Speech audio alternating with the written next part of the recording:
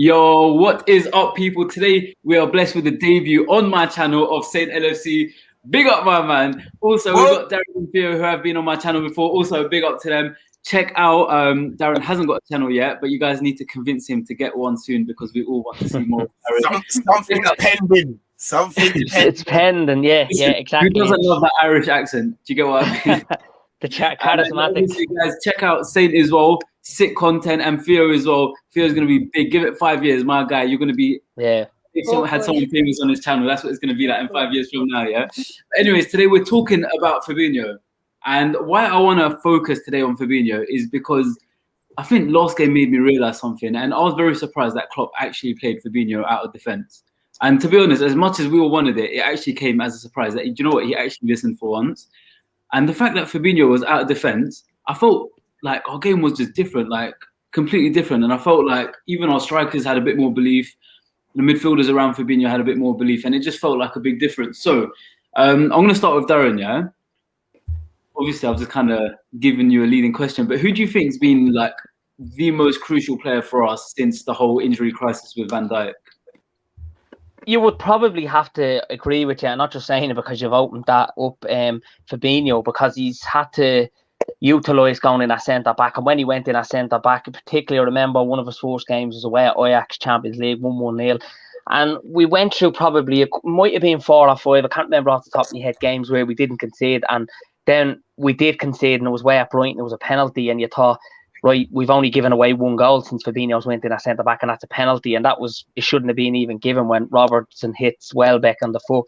It was just completely context of play, saw a penalty, went to VAR. It was this big dispute over it. It was madness. But touching on Fabinho, I think, was probably being the best because he's just so influential, isn't he? He's a very, very good centre-back, but he's a world-class anchor man in general as a defensive holder midfielder. And for me, he's just... like you seen when he come on against Fulham, how more influential we were. He made the midfield tick, and how just better we were for that closing stage of the game, although it was too late to probably make any real difference in the game in terms of getting a goal back. But you could see how good he was. He's just a colossus. I mean, his tackling, his aerial duels, his getting the ball and taking the sting out of the game when it has to. He's a phenomenal player, and we always say on this fabulous Fabinho, you know, it's a bit of rhyme to it as well, but it's true. He's unbelievable. And him and Henderson, you would probably have to say the two of them have probably been equally as good because both have had to revert to centre-backs. Both from centre-back were really good. Like, it was just such a shame because we had to take them out of our best positions, where they make us tick, where they're so influential, and put them in a position that we were going to be, we needed to, for their experience, to bring them in. But I would probably just say Fabinho because he's had to revert more than Henderson, and you can see now when he comes in and that anchor, he's the anchor man, the general in midfield, how good he was, and particularly against Leipzig, and he got the best of Thiago. I mean, that's something we've all wanted. It was like taking Thiago out of the Champions League final, playing for Bayern against PSG, and going straight into this game. It was like he continued where he left off. So, and we haven't seen that because we haven't seen Fabinho midfield. So I think now is the time to play Fabinho in his best role, and at centre-back, just leave Nat Phillips there because obviously he's been incredible too. Definitely. So, Phil, I want to ask you, if we're stuck in a situation, because we've seen Kabak improving slightly, in our next few games, like Wolves isn't really an easy opponent to go against, and that's our next game. Do you think Fabinho definitely should be in midfield, or do you think that maybe just for security reasons we should keep him in defence? I mean, I think you should just keep him in midfield. You know, if it's not broken, don't fix it. It was fine against Leipzig. The method we have with him in the midfield and Kabak and Phillips seem to be, you know, creating a partnership that we can rely on now. And when you think about it with Phillips, at the start of the season, he was ready to go to a college in America and stop with football, and now he's been, you know, a crucial part for us, really. I think, you know, I can't think of a game where I've gone, oh, Phillips hasn't had a good game today he's had a bad game today, because he's just been consistently solid. I mean, you know, he's not a world-class defender, but in the situation we're in with our centre-backs, he's definitely been, you know, solid enough to keep his place in the team. And, I think when we've got Fabinho back in that midfield. He just dictates the tempo. He brings something in that midfield that we haven't seen in a while. And yeah, for me, we just stick with what we had against Leipzig. That's fair enough. And say, obviously, still keeping it on the whole Fabinho thing. I mean, I kind of want to ask you the same sort of question because I feel like Klopp just feels a lot more secure with Fabinho in defence. And I can understand why. Like, the guy is class anyway you stick him. Like, all the positions he's played. But do you think, like, do you know, like, all right, like, for example, in the comment, this guy's talking about low block. When teams are playing low block against us, we've got that threat of breaks. And the thing is, Kabak's been good, yeah, but he's also made a couple mistakes. And the same for Nat Phillips. Even though he's been incredible, he's made a couple mistakes. Do you not think that just for security reasons or like just to avoid conceding, it might be better to just obviously stick Fabinho at the back as opposed to midfield? Well, listen, first of all, thanks for having me on your channel. This is, do you know what I mean? I've been waiting to come on. And so I was coming on. Have you on, man? Do you know what I mean? I've been like, yo, safe, get me on, man. So yeah, man, happy to be here. I would have been happy to come anyways. And you didn't tell me until now that it was a shrine day for Fabinho, and now I'm like, bro, I'm here for this. Like, trust me. You're preaching to the converted, bro. I said,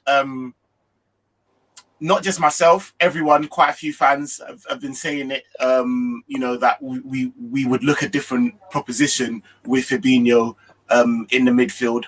A few of our players would look would have different roles to play if we had someone like Fabinho in the midfield. And it all sort of came to fruition, I think. When I sat down and I looked at the starting lineup, I was so happy. I was like a kid. I was like, come on. And like even before that, like Darren touched upon, like even again in Fulham when he came on and that, he just looked different. We looked different, and I was like, yo, this is what we've needed, impetus. Do you know what I mean? Let's not mess about.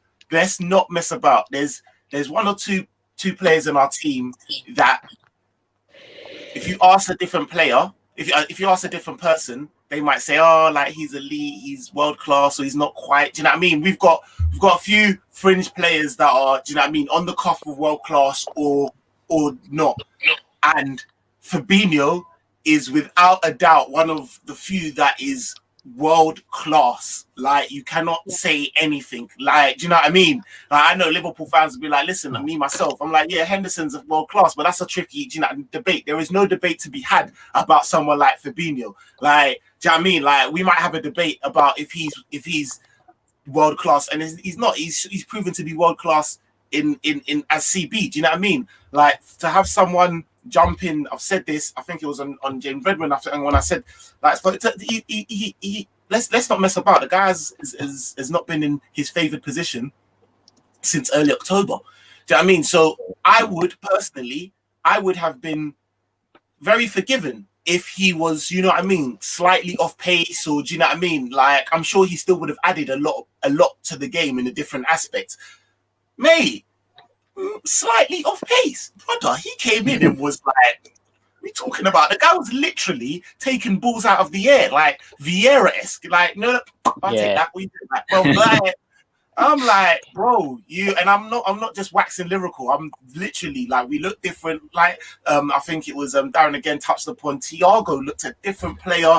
Like, I've always said, like, we need to have that mold of Bayern when we, do you know what I mean? When they had someone like Goretzka next to him, they had someone, do you know what I mean? Or the Kimmich, like, they had someone who could, like, we didn't have that. I mean, yeah, Ronaldo, but when Gini plays a different role, soon as Thiago was there, as soon as Fabinho was there, Thiago started playing. We saw a different side to him. I also think that he put confidence in Nat Phillips and Kabak just sitting in front of them. Do you know what I mean? Just helping them out when they needed help. Do you know what I mean? And just them knowing that, you know what, actually, we're going to be harder to break down because we've got Fabinho in front of us. So no, I was ecstatic. I thought it was a stellar performance. Answering your question though, I'm going to be honest with you, man. I love Klopp, but he has proven in certain times this season to be quite stubborn, unnecessarily so.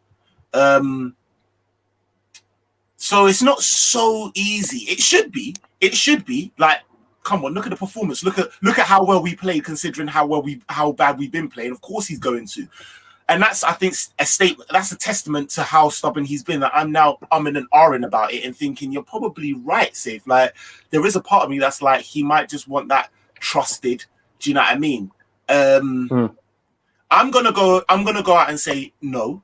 I'm gonna say, listen, like, he would have noticed the lack of consistency within our back too. Like Theo said, Nat Phillips has been decent.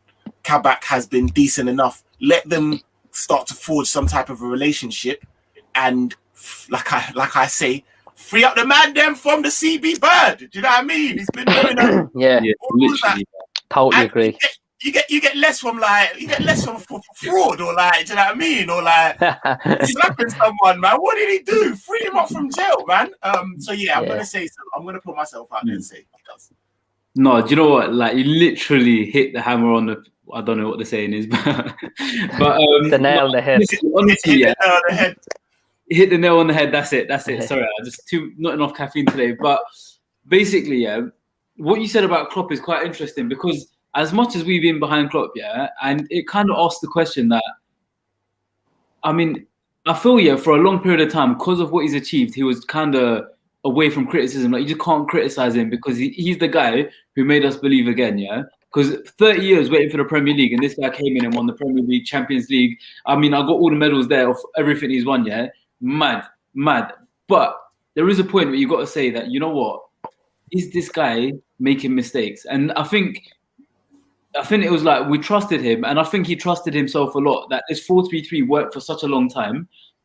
Am I going to have to change it up? And obviously, Fabinho was the security option in centre-back at that time, because I'm not going to lie, like you said, my guy played in a different position. You're like, all right, if he's a bit off the mark, it's calm. But he was better than like the centre backs like we had there at the time, anyways. Henderson as well put an absolute shift into centre back, and then Fabinho, even now, he's just come back from injury, and you think, all right, give him a couple games or so until he gets back into it. My guy was controlling the game from the moment he stepped onto that pitch. Like you were saying, Thiago feels more comfortable around him. The two centre-backs feel more comfortable around him. I feel like the strikers are even more comfortable knowing Fabinho is behind them and not all the way at the back of the pitch.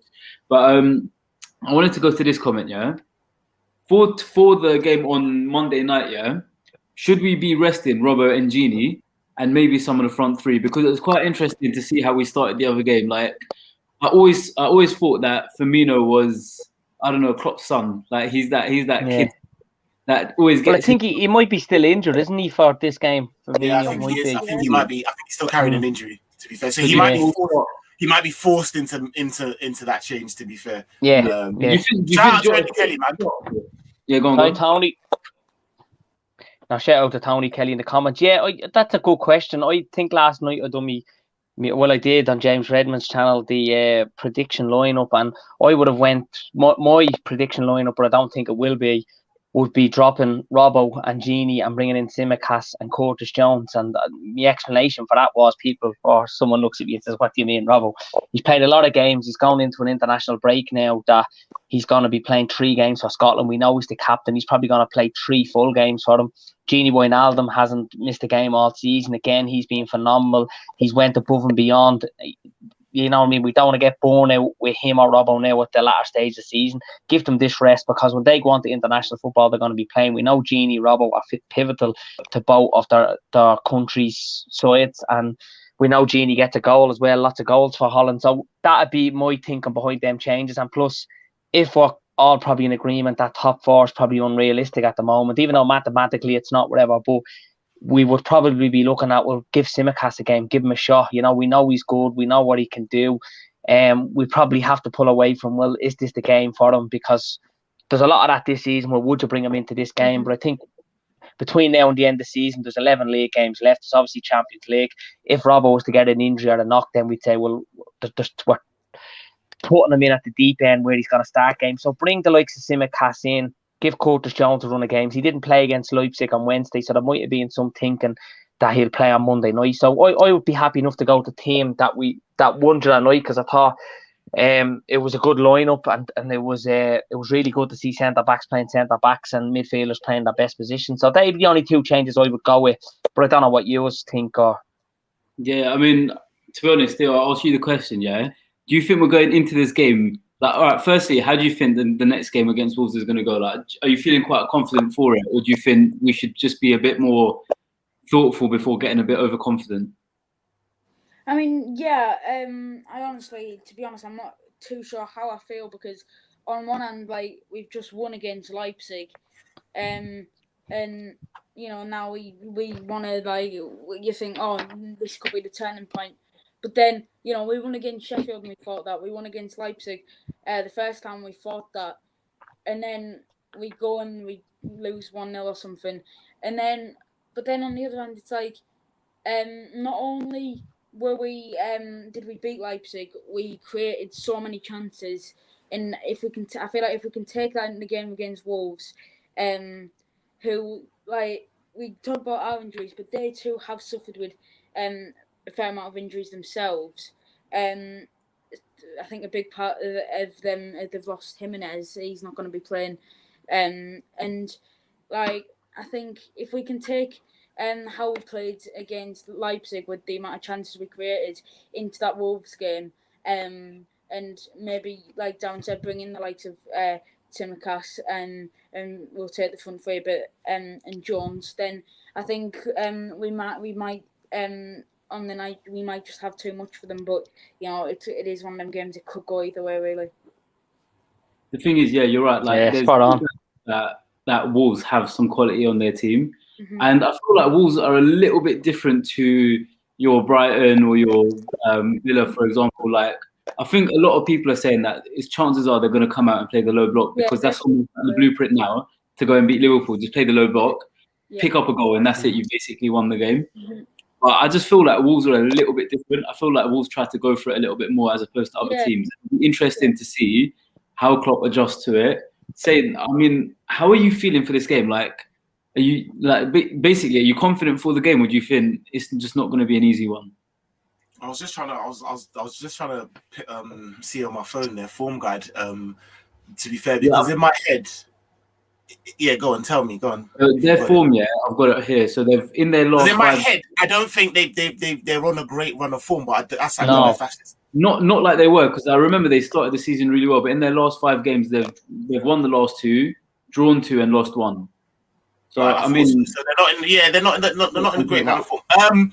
This one's a tricky one. It's funny how it's funny how one it's like chess, isn't it? It is like chess. It's one. Do you know what I mean? One move can literally just open up the game. Like, and now I'm like, boy, I've got my chest out a little bit. I'm not like, yeah, we can go. But listen, like, the last time, I don't have my current t-shirt on, but the last time I had looked at my top, like, it said Premier League champions, bro. Like, do you know what I mean? Like, we firstly, we've forgotten about that. Do you know what I mean? Rightly so, because we have not been playing like it. So I've come to find out very, very quickly in this season that you don't have a lot.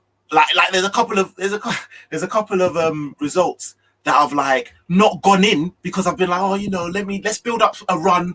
The run ain't come. Like, you've got to take what it is and celebrate what's going on. And right now, I'm like, I'm going to sell it. If we fall on our ass, we fall on our ass. I'll deal with that, innit? But right now, I honestly feel like it's a different perspective. And that is literally because of that one chess move. Having centre-backs playing centre-back positions, having midfielders. Like, no one can't tell me that we turn shit overnight. We are Premier League, like, champions, bro. And I feel like I agree with you. I think, like, you know what? They're a dangerous team. They are a dangerous team. And to be very honest with you, it's why I think it will work better with Fabinho being where he is, because of the how they play. Do you know what I mean? Him stuck all the way in CB, it's not going to work. We've got to watch out for Neto. We all sit here and wax lyrical about Neto and we want him and that. So much we want them. Do you know what I mean? It would just be, you know, like us, for him to just slap some 25-yarder in against us or whatever. Yeah. And really fast wide. Oh my God, literally, it was so painful. I think touching on that, what you said there, Nick, about like centre back, midfielders and midfield. I think Liverpool, what Jurgen's implemented in Liverpool is and his approach is we're almost like a machine, like that cog. And if there's one part of it missing or not there, you know, it's just not the same. It doesn't tick over as nice, and we have to remember that, you know. So, I think myself, Wolves, they're 12th in the league. I think I've seen something like they only scored 28 goals so far this season, which is not a lot for them. But Jimenez being out, he's been instrumental from up front. Traore has been going around, the chest out. He looked more buff and less rough, but he hasn't really done it this season. He hasn't kicked on, has he? There was a lot of hype about him. So Neto and all, look, there's some fabulous player, Moutinho in midfield, and defensively they're very strong. So this will be a game, but we've a good record against Wolves. We beat them 4-0 earlier in the season. We've won there each time since they've come up, but although we've only won by a goal or two, it hasn't been a lot in it.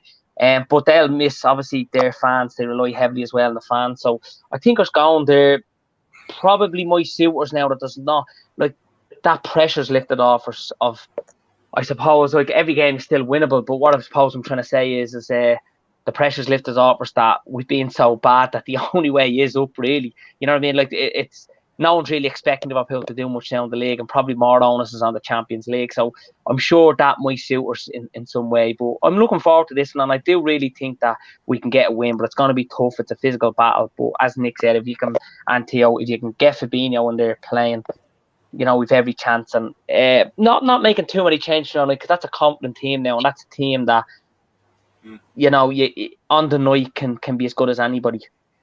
Exactly. Do you know what?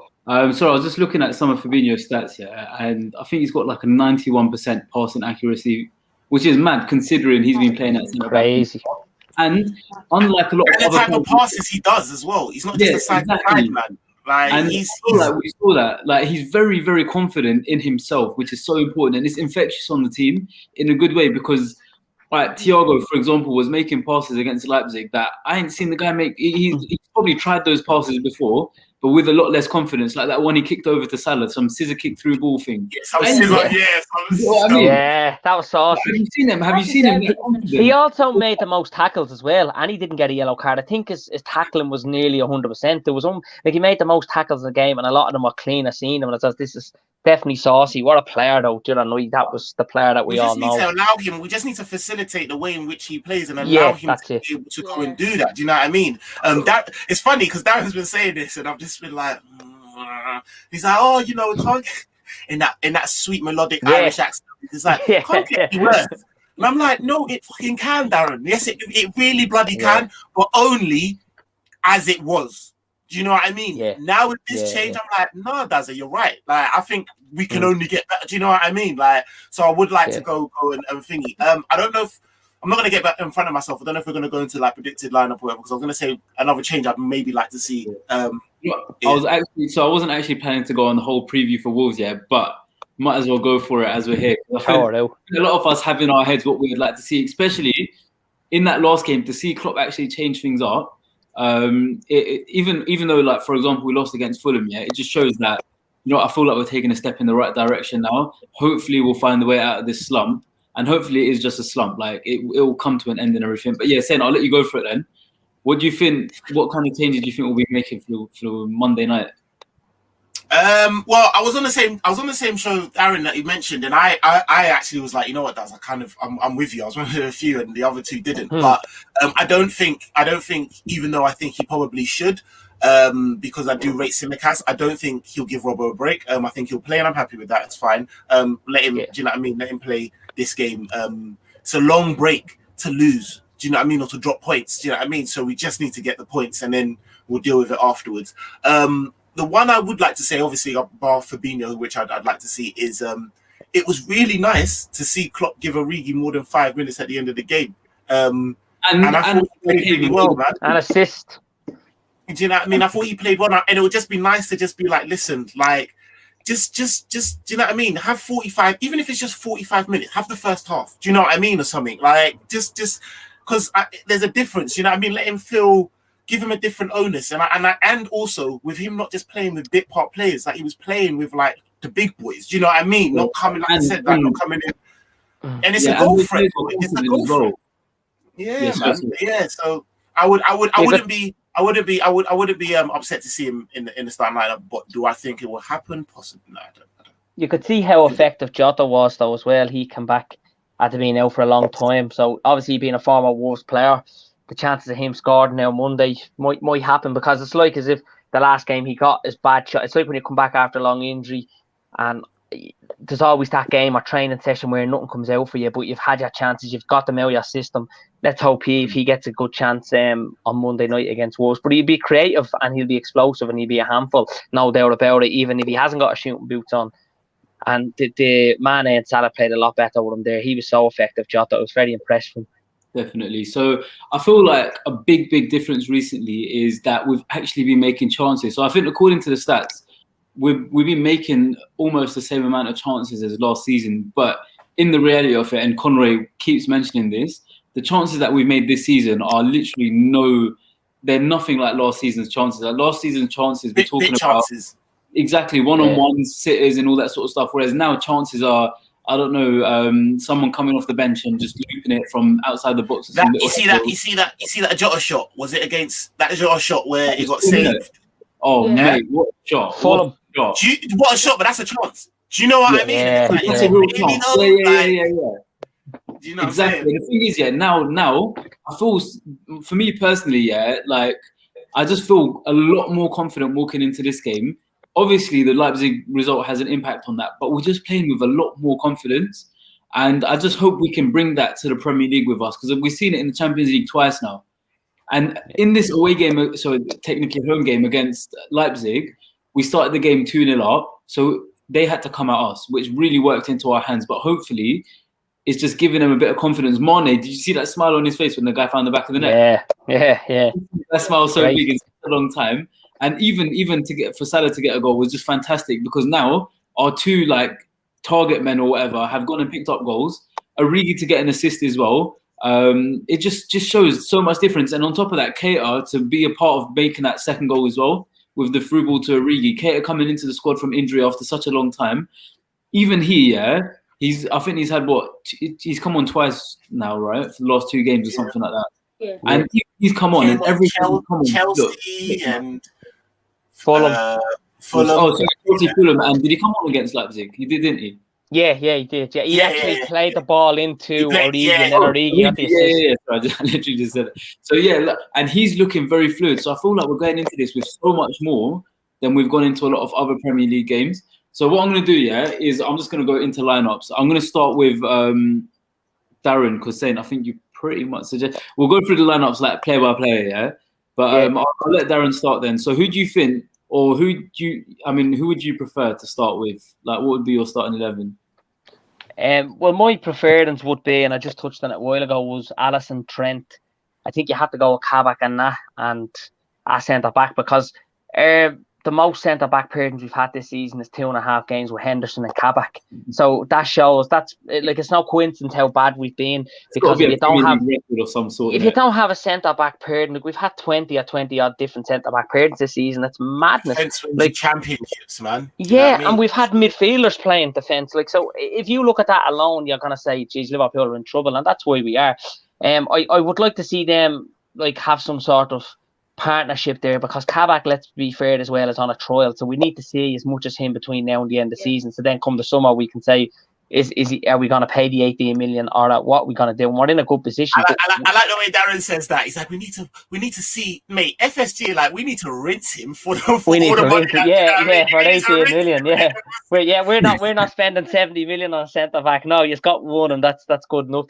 But no, I think if we are going to sign him, we need to give him game time, and the only way you can be fair with a player is giving them game time. When they make mistakes, see how they bounce back. It's a big personality thing as well, and he's only 20. Obviously, he's highly regarded and huge potential, but hopefully he will meet what's set out to him. I would go with Tsimikas for Robbo, just to give Robbo a well-deserved rest. Have a look at Tsimikas, see what he can do. This is the game. It's away from home. I think away from home, we're scoring more goals. We're just better. We're more explosive and creative. We seem more confident. Anfield now seems to be a psychological factor after an unbeaten run had happened. So bring in Tsimikas, bring in Jones, Thiago and Fabinho midfield. I think go with the 3, Fabinho with CDM, and then up front Salah, Jota and Mane. I wouldn't even mind bringing in Origi for Mane. I know Mane's been out form, but what I like about him during the night was that he was creative, he chances. Although he had a poor game, but even in the end, he got that goal, and Mane out form can miss that. So you just have to stick by the lads, believe in them, trust in the process to some extent, and hopefully we get back to winning ways in the league, because I think that'd be big. And going away to Wolves will be a bit of a statement, I think, because again, it's a big game against Wolves, against another win, and we've 10 games, is it? Or no, we've 9 games after this one, so it's really getting to the latter stage. Chelsea have drawn today, have a couple of teams around us, and that seems to happen. The teams around us are always dropping points, but we're not capitalising. But if we can claw that gap down to 3-4 points, hopefully we're giving ourselves a real chance, and it's a proper end to the season, isn't it? Especially if we're Monday as well, and we're like, yo, we can see exactly what happens. Yeah. Do you know what I mean? And then we can then go exactly. Yeah. I feel like no, exactly. Yeah, we might do better. We seem to do better, don't we? Midweek and Monday night games, so it's a bit of an omen. Yeah, I think even looking at these comments, Kabak and Nat at the back, I think Theo, would you agree? It's just quite simple to just put Nat Phillips and Kabak in centre back and just develop the rest of the team, as opposed to obviously changing that partnership again. Yeah, definitely. I mean, I did it. I think Phillips, he was my man the match. After that Leipzig game, I think he just got his head on everything, and I think he's done nothing to get dropped, I think. And same with Kabak, he had a decent game, and all season really we haven't had a centre back partnership that we've been able to stick with for upwards of 3 or 4 games. And so I think we definitely need that, just where Klopp can just go, right, you two every week until maybe one of the other, like the more senior centre backs come in, 2 centre backs who can just say, right, you two in every week, so that they know their job, they know that they've got their place in the team, and they just need to fight to stay there. And then, as for the rest of the team, in terms of left back with Robertson, I agree with Darren. I think, in national break coming up, he's the captain. He's going to be getting. You'd expect him to be getting 90 minutes each time, and so I'd go Tsimikas there. Good chance to see what he's got in his locker. And we've seen him play before, and we've seen that he's good, and he deserves a chance really. And with the midfield, I think definitely Fabinho back in there. I'd say Thiago as well, and so I'd probably go for them maybe a bit deeper, and then I'd probably like to see the likes of Keita or maybe like a Shaqiri playing a bit ahead, just to give us that little bit of creativity. And then I'd like to see Jota with Salah and Mane up top. Yeah, that, to be honest, I mean, I would be more than happy with that sort of lineup. I'm a big Shaqiri fan, as a lot of you don't might know. Yes. I feel like he's a player who really works his arse off every single game. Technically, probably not the best, but he literally, I just like to see someone who really works hard. I know Liverpool isn't a club where you go there just to work hard. Like, you need to be top quality as well. But I feel sometimes I don't know, man. Technically, I think he's all right, mate. I think you're doing him a little bit of a disservice, man. Like, very experienced player, internationally and Champions League. But he just has. I know what you mean. I think I know what you mean. Yeah. I know what you mean. Yeah. It's just sometimes his first touch lets him down. He doesn't see what someone of his capability should see sometimes in terms of passes. But saying that, the guy picks up through balls. I'm looking obviously from the camera, at the top, and I'm just like, oh, I didn't even see that. Like, how did this guy pick up that? His walk rate might be a bit questionable, wouldn't it, for a Jurgen Klopp team? Maybe. Like, I'm not saying he's lazy, but I thought it was the other way around. I thought his technical ability was up there, but I thought his work rate and his ability too. Sometimes it's his. He's not always that fit. Them ones there. Like, it's a struggle carrying those calves around, man. So do you know what I mean? They're huge, aren't they? Yeah, they're so big. I was saying this the other day. Shaqiri looks like a 6'3" guy, and you've just squished him down to about. Literally. Yeah. He is, yeah. Honestly, man. But anyways. Oh, sorry, Nick is saying. Did you say you're sorry, Nick? I keep calling you Say. Yeah. Bro, you call me anything you want, bro. Say, don't call him Alex. Don't call him Alex. No. To be fair, I'd pretty much go with what Darren said. I would play I agreed with him with the Simicast, but now that I'm thinking about it, I'm just like, you know what, right? We'll deal with it. We'll deal with it then. I just want us to have this win and go into what is it, 3 weeks? Like, oh mate, you know them ones there, like 3 internationals in 2 weeks. Crazy. It's That's ridiculous. World Cup qualifiers. So I just would like that. I just want to win. Do you know what I mean? So and the same centre backs. So I put Robertson as left back. Midfield, I would have obviously Fab. I want to see Keita. I really think Keita would. I want to see Keita off the. Naby lad. Naby lad. We've good options now. Midfield. We've Naby there. We've Shaq. Really we've Ox as well there. We've good options. It's a bit of a dilemma for Klopp, you know, because. Sorry, go ahead. No, I was just gonna say exactly that. We have got good options, and I don't feel like we need to trust me, Theo. Like I love him. My little girl. That's what she said, Thiago. But I just feel like. He's had a good European game. Chill out. Curtis is undroppable for me. So I mean, bring Naby on just because it gives them something different. You know what I mean? And like Darren said, we've got a few of these guys like Naby and Origi and that. These are the last chance to really see what's going. Do you know what I mean? Going on with them. I think it would be nice. Give them something different. Do you know what I mean? So I would like that midfield, and then I would probably. I'm happy with Jota, Mane, Salah. I'm okay with it. Shout out Tony Kelly. I would be more happy with his suggestion of Jota on the left. Jota on the left, Salah on the right, Origi down the middle. I would prefer that. I would be more happy with that. But either or. Just a question, why would you drop Mane? As in, do you just think he's just not been? Bro, safe man. I'm sure I've seen you speaking about that. I'm the leader of the. Listen, Sadio Mane needs rest. He needs rest. He needs real rest. He hasn't been on form, and I just feel like if you're I joke and that, and I say, listen, he's slightly over the hill and he's passable. It's not all his fault. This guy has played so many minutes, bro. Remember, African Cup of Nations, he jumped straight off the plane, didn't have actually had breakfast, was straight in train. Do you know what I mean? The guy's just been going, and I just feel like he's just plateaued a bit. You know when you just need, when you're playing a computer game and you're just mate, I need to just go and do something, come back with fresh eyes, fresh ideas. You know what I mean? Because it's just the same. He's burnt out, He's just burnt out, man. What's that Call of Duty for you, by the way? Which game are you talking about? Bro, to be fair, I'm thinking way back in the day because I'm not even a gamer now. But back in the day, I would be I need to just I need to relax. I need to go do something. Come back. I know the feeling. Mario Kart. Grand Theft Auto. You know what I mean? But no, do you know what?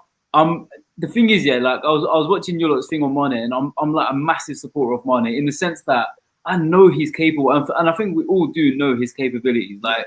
That goal where Van Dijk played him the through ball and he cut against Bayern Munich. That was today, wasn't it? 2 years ago. You get what I mean? He is a player right now, though. Do you know what it is? Yeah, was it the Watford goal when he backheeled it?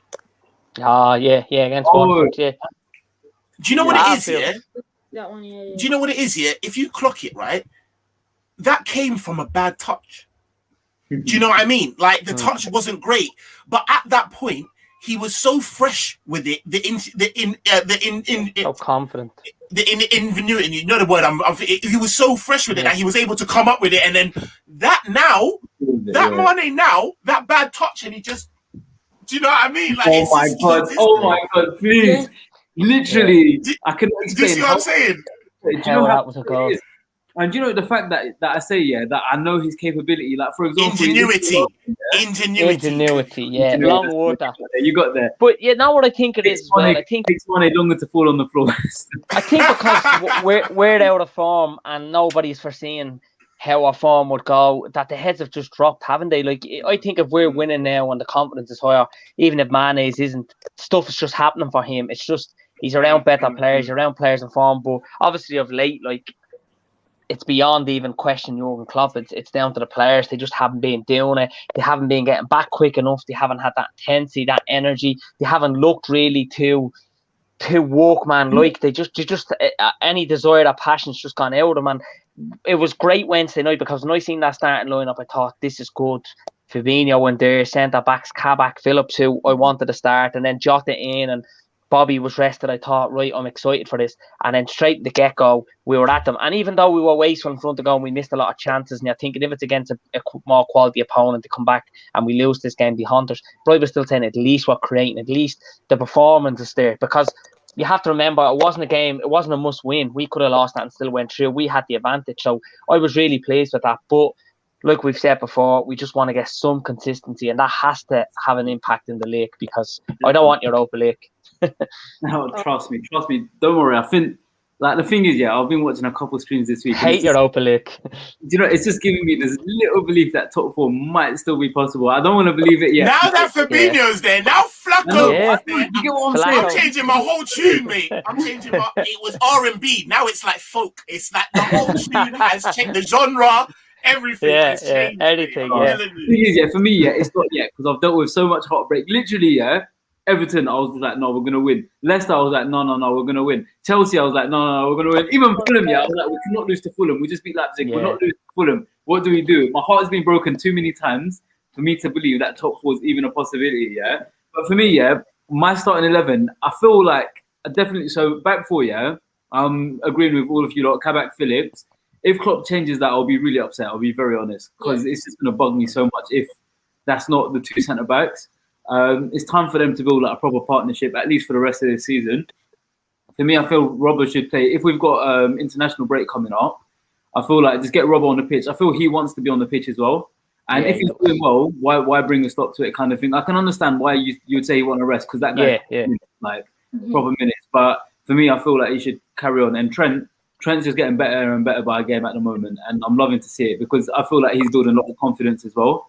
Obviously, Ali in goal, and then for midfield, yeah, I was thinking Thiago and Fab together, because I feel like they had a bit of a partnership going on. Like, they were complementing each other. And like I was saying, Fabinho's infectious on the pitch. Like, his confidence and his presence, like, he's a bit like Van Dijk. Like, you just feel his presence on the pitch. The camera don't need to be on him, but you just feel his presence there, yeah? And I feel like Fabinho has that same impact. And I feel Thiago feels that a lot from him. So it gives him that confidence.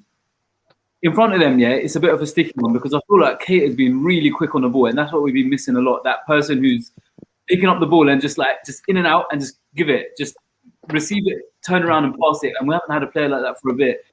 I would want to play Curtis, but I just feel Curtis has been a bit slow with that sometimes. And when our team's breaking, and at the moment we are increasing the pace of our counter-attacks, if Curtis loses the ball when we're counter-attacking, yeah, you've got to realise we've got two fullbacks that join the attack. Both of them got to run straight back to support. And then you've got the problem with Thiago and Fabinho having to at least try to cover them depending on what side it's coming from. So losing the ball there is always a sticky situation. I think Keita's done quite well with that. And then for the front three, like, for me, I feel like Jota, Mane, Salah would be a good one. But if I was to make a change, I would swap Jota for Origi, simply because I just feel like last game, he was good, yeah, don't get me wrong. He was amazing. Probably one of the better players on the pitch. I feel like just a few more steps before he's like fully match fit. And always you can replace Mane with Jota or Origi with Jota. But I would love to see Origi start again, because he just came on with a lot of confidence against Leipzig and straight away resulted in a goal. And I feel like if Klopp just gives him a bit more of a chance, even if he's planning to get rid of him in the summer, well, let him prove himself. He said he's going to stay at Liverpool to prove himself. Give him a chance to do it. Yeah. And we'll see how it goes. I just wanted to go to the comments quickly, yeah? Where was that? Oh, yeah, the one against Southampton. Can't forget that one. Mane. Yes. This point I saw here, yeah? And for me, yeah, I feel like Jones, Jota and Thiago have all been big sparks more recently than before. Like, for example, Thiago is struggling for ideas a lot, but now I feel like I don't know, he just feels like he believes in himself a little bit more, and that's important. And I feel like Keita joins that a little bit as well. I just want to ask you, why do you think Jones hasn't been getting the game time? Because he started doing a lot better, helped us score against, Everton, right, where he scored that goal.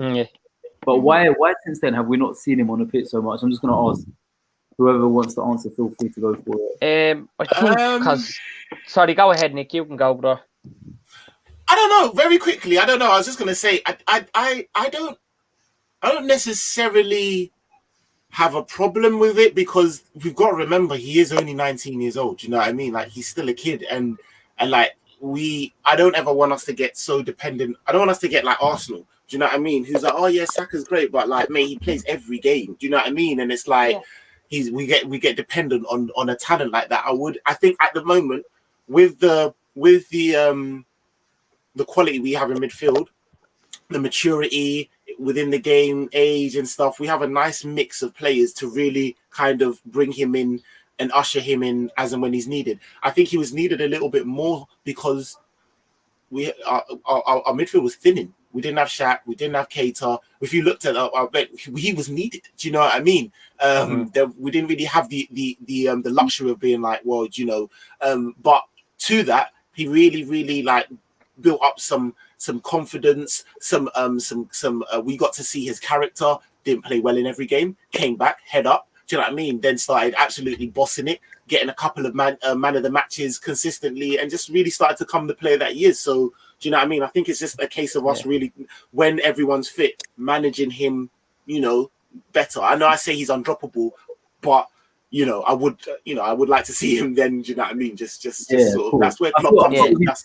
He's still a bit young, still a bit naive, and I feel like towards the end of the game is where he tends to make his mistakes. I feel like if you can just get that out of him, it might be a fitness issue. It might just be trying to maintain focus for 90 minutes at that level of football is difficult for anyone, and I feel like he's just adjusting to that still. Yeah, sorry, Darren, go on. Yeah, no, sorry. So if I think personally he doesn't have anything to prove, I think Jurgen and the team have seen enough of him to know it's just now about enhancing his development, his focus, his concentration, and letting him nurture as well, because he is 19, 20. He's only, I know at the end of January there he recently turned, it might have been even 20, but he's still so young. We've seen phases of him that he's real Gerrard-esque type of player, that he has them same credentials as Gerrard and those attributes and that confidence, and obviously being a local lad as well, which is great to come from the academy. So I think Ox has more to prove at Liverpool because it's last chance Salah for him and Keita. So I think maybe that's why we will see them. I think it's not a matter of Curtis Jones is probably undroppable. Why is he being dropped and for these to come in? But I think the thinking behind that is, well, we know what he can do. What going to give him development time. There's no big rush on him. So let's go with. Let's try and see what more Ox can do, what more Keita can do, what more Shaq can do. Because when we've all our midfielders fit, Milner, Henderson, Fabinho, who else? And all them, like we've 8 or 9 midfielders there, then you could say on that day they're all really good. So I think Curtis Jones is there's no point rushing him in and burning them out at such a young age, because we've seen that particularly with a lot of young English players before.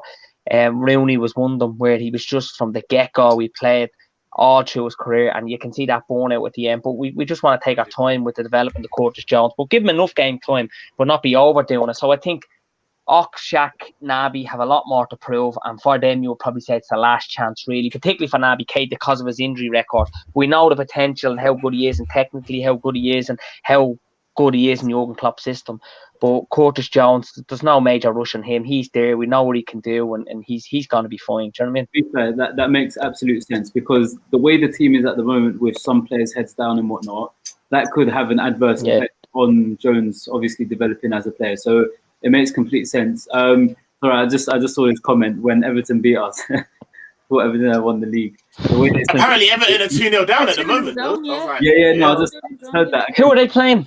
Massive, because for us, Burnley. Oh, and then we got stick for losing to them. Yeah, check my fantasy league. I hope. See, obviously, I hope Tottenham don't do well, but I just got 3 new Tottenham players on my fantasy team, so obviously priorities and that. You know what I mean? Yeah. But so I want to kind of wrap it up soon, yeah. But firstly, I want to talk about 3 more things. Yeah, we'll keep it quick. First, apparently Barcelona aren't as interested in Gini as we thought. I don't know how true that is, but I saw an article about that. Gini's focus now is on renewing a contract at Liverpool. I mean, does Gini stay? Because obviously, like, I know if Bizzo was here, he'd be questioning Gini's loyalty saying that the guy was ready to leave when the opportunity was there. What do we do as a club with him? Because I know he's a good player.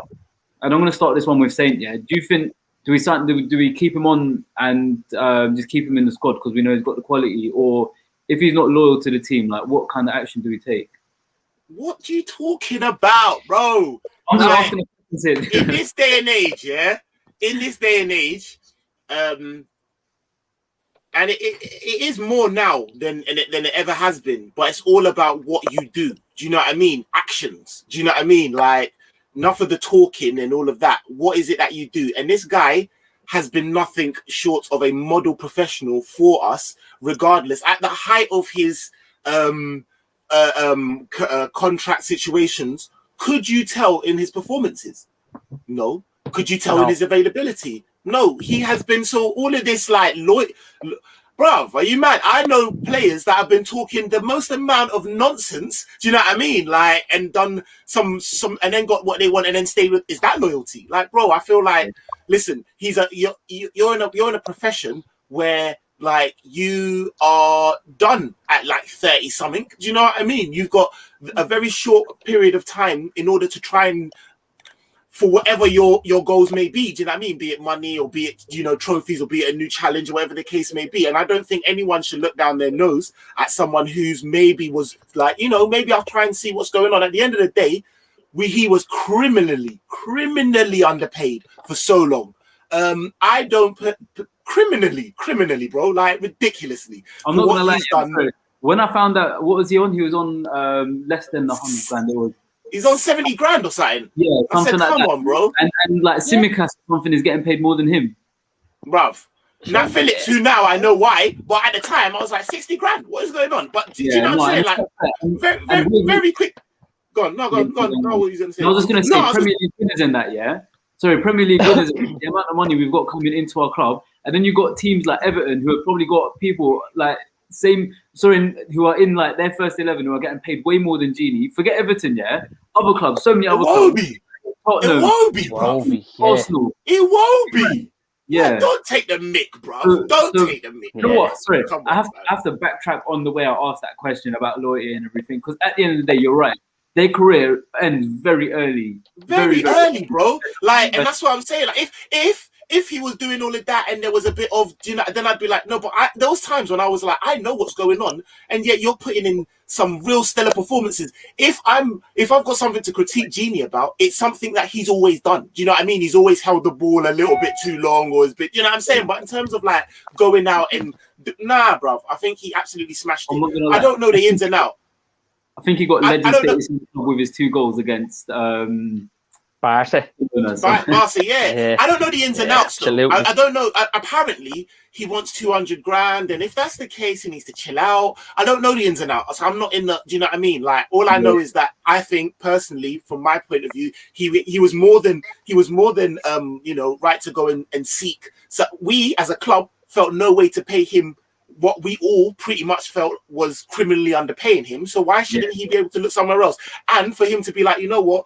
Maybe it's not for whatever reason I want to stay, because I tell you what, I can ask all 3 of you, if he stays, do we think that his performances will go down? No. No one here is going to say that. Do you know what I mean? I think you're spot on, Nick. I think Wijnaldum availability is key, and particularly we know that now more than ever. You see in the last cup, particularly the last season with the injuries we've had, Gini's attitude, his desire, his commitment, he's never shied away. When he's had a bad performance or being the receiving end, he's come back out, tried to be stronger. Hence why he's one of the captains in the team. He's a leader. I mean, I just love him. I mean, he would skin someone in a phone box. You ever see him in the tightest spaces? How good he is. He has it all. And he's 30 now, but he's probably at the peak of his career because of how fit he is. He has a freak physique, how he looks after himself. He could have 4 or 5 years left of his top game, because with a lot of sports science behind it now, with like his recovery, with his preparation for games. And I remember reading something a while back on Gini, how much of a machine. Do you ever see his legs, his calves, the muscles? Like, he looks after himself so much. All three of us would jump him and he'd come out with a ball, mate. Honestly, he's a beast.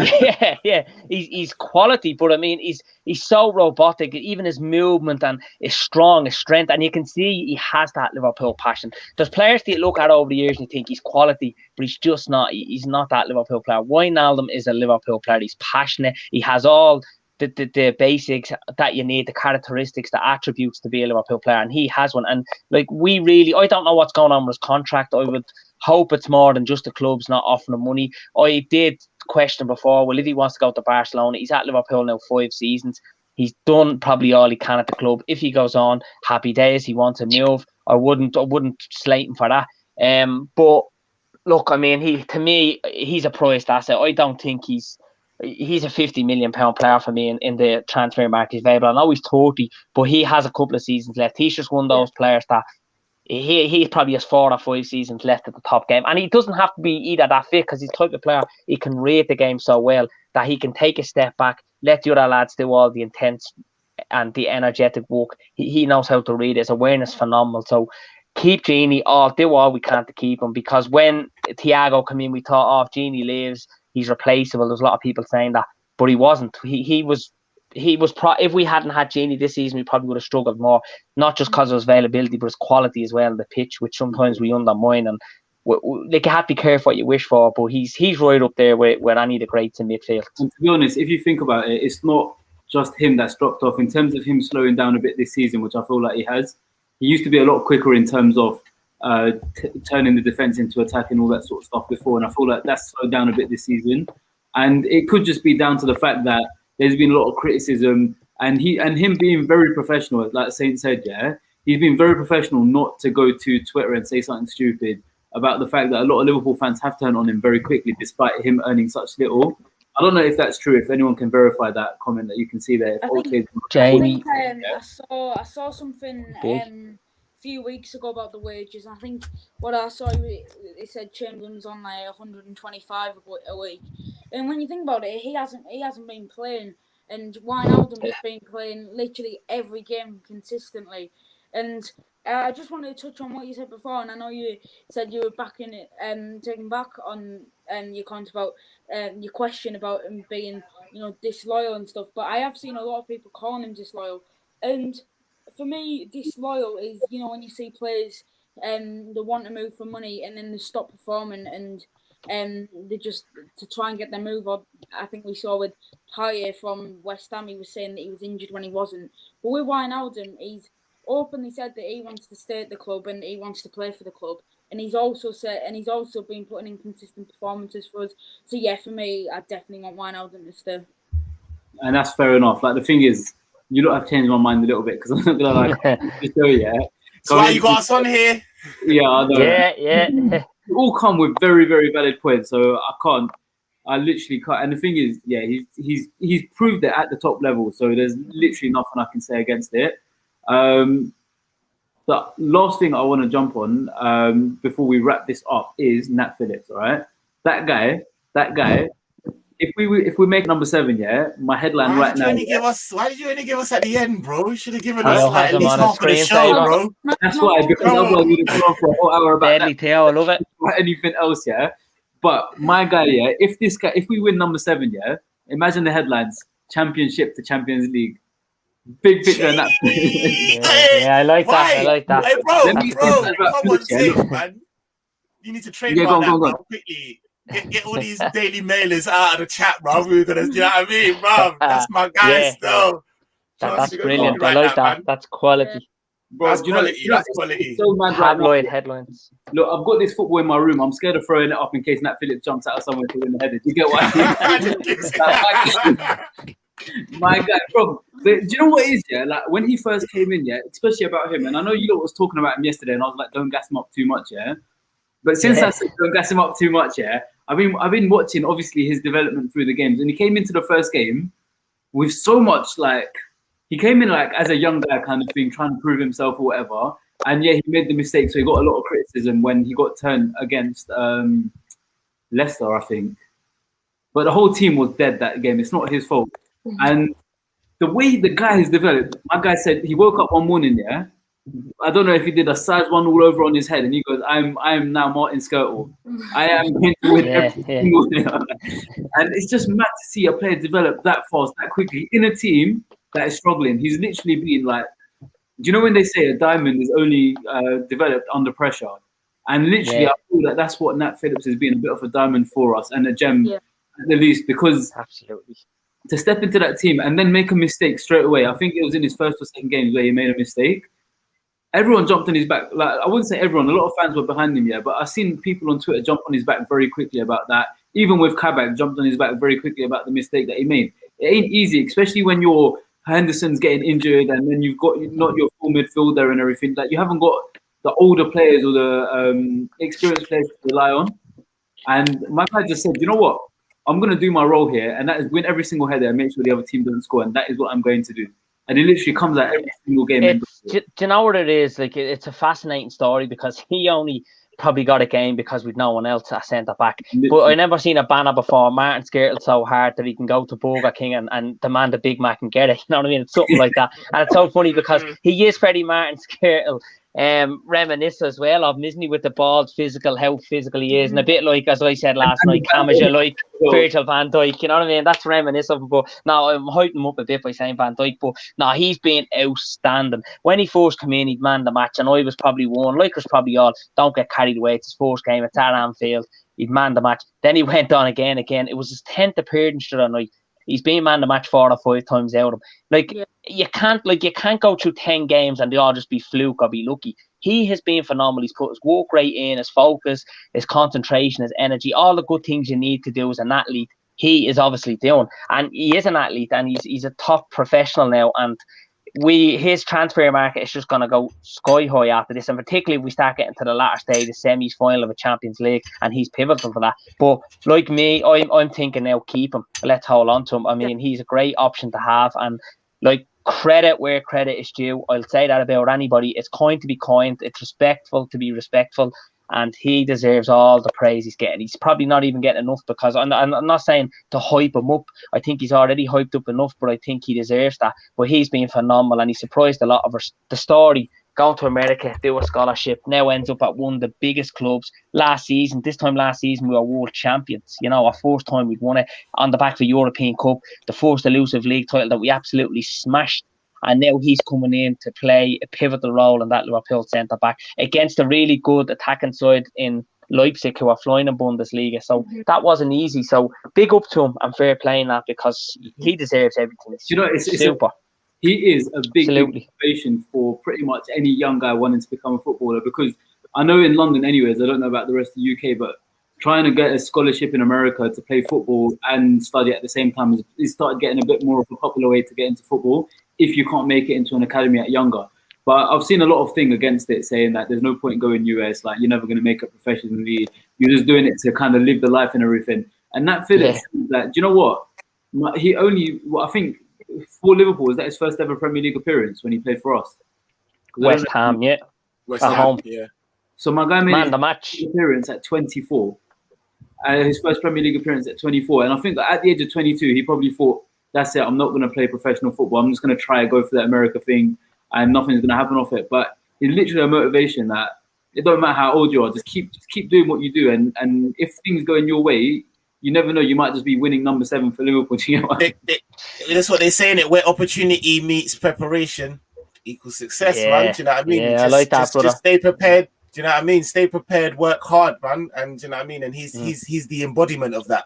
And I just think, just to add on, I think like he's quite smart. Do you know what I mean? Now I can see that. Obviously, evidently, like you touched on, say, for him to have sat down and thought, you know what, to have that mental growth and to be, you know, in the game and doing that shows an intelligence, anyways. But a football intelligence, as in as much as, like I've said before, I mentioned yesterday, he just keeps it simple, bro. Football isn't, especially if you're not the most technically gifted, it's not the hardest of games. You know what I mean? You just do what you can do, and he does that. I think he was a bit like Bambi on ice when I first saw him, and I haven't seen that again because he doesn't put himself in those positions. Do you know what I mean? I don't think he overdoes what he knows that he can't do. Do you see what I'm saying? He would put a bullet around the post, and he knows that that's where his game is. Do you know what I mean? So, like you said, bro, like Yeah, so he's not like a Lovren where he's just trying to out-muscle man or just trying to do ego. He knows, like, listen, if you've got the footwork, cool, maybe I'll fall back, or do you know what I'm saying? But if you try and put that anywhere above head height, bro,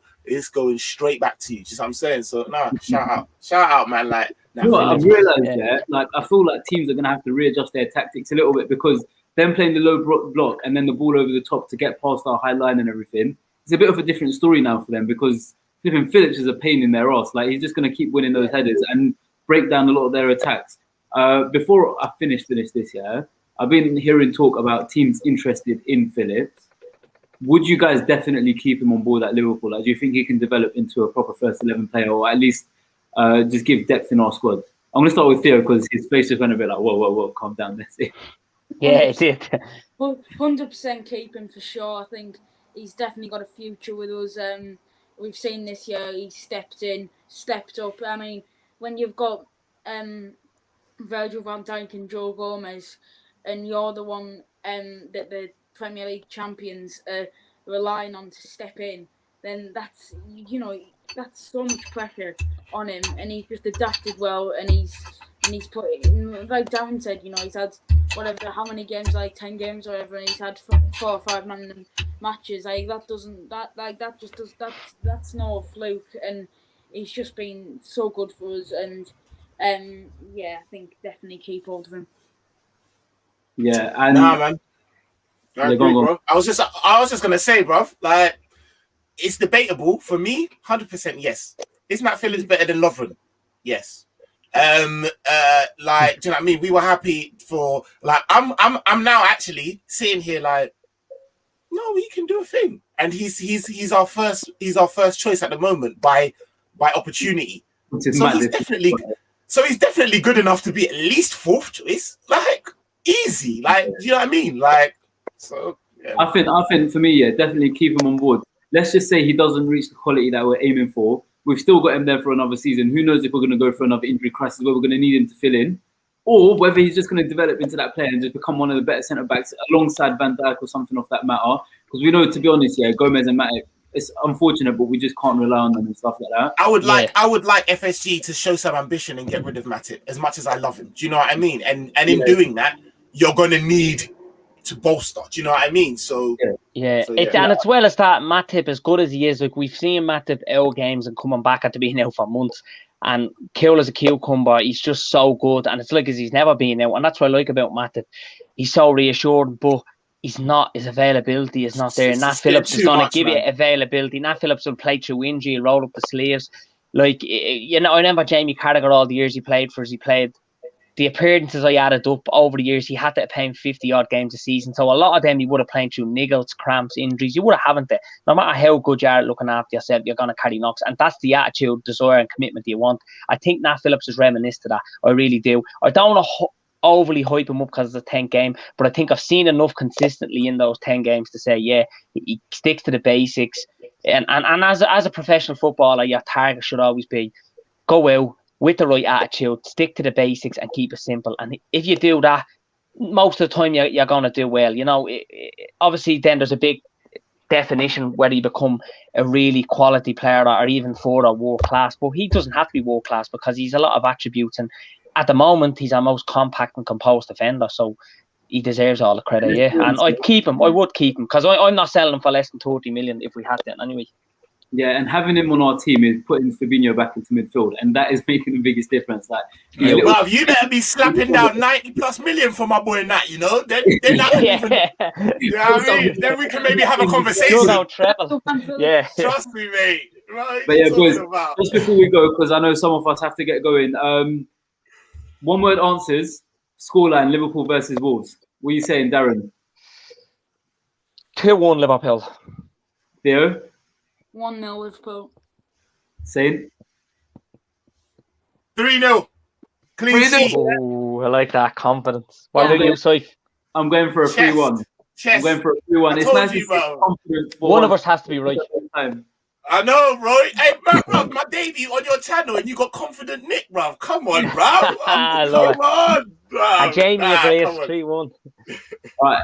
Anyways, guys, make sure you check out Darren, this way. Yeah, Theo's got a channel as well, and Saint as well. Make him hit 300 subs. Get the lads subscribe, yeah. Subscribe to all of them. Please, man. Saint LFC, come along, man. Cheers. Yeah. And make sure you're hitting Theo Woods LFC, bro. Make sure. Hit Theo, yeah. Exactly. Big love to everyone watching. Make sure you hit the thumbs up. Make sure you guys like, subscribe, and all that stuff. Slap that like. Goodbye. A good one, lads.